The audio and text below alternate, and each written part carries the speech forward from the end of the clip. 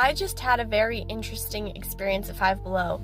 There were a lot of products that they were selling and messages being sent even through some of like the advertisements that were surrounded around witchcraft, horror movies, horror games, horror characters, and spiritual dark things. There were books that talked about just things that we should not be focused on as Christians, like Dracula and other spiritual things. There were posters that had very dark images and characters, whether it be from a specific movie or just in general. There were kids' stuffed animals and kids' toys advertised for kids that just had these gruesome, dark characters. And if you look into the game or the movie that they're advertising, and you look into the roots and what's going on behind the scenes, you'll find more and more that these are things that are not good and true and beautiful, and not things that we should be focused on as Christians. We should be focused on what is upright, the good, the true, the beautiful, not these dark things. We should flee from sexual immorality. There was stuff like that, obviously, as there is pretty much everywhere.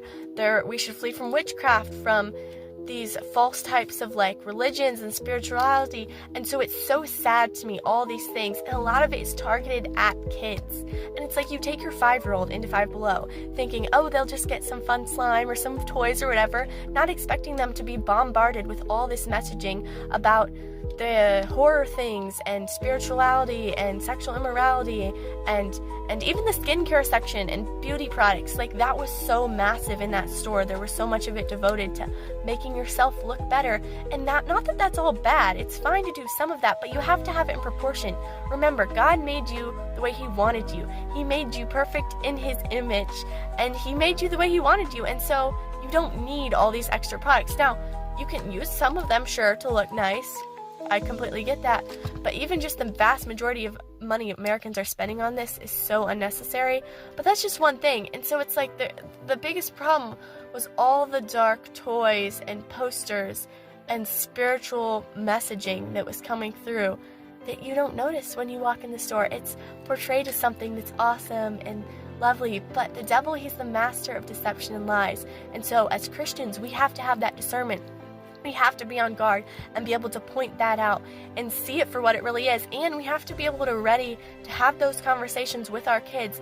Hey, what did this really mean? When you walked into that store today, what did you really see? And obviously, I'm not a mom yet, but as I prepare to be a mom someday, I want to prepare to have those hard conversations. Because the kids, they're vulnerable, they're innocent, they're going to just listen to whatever.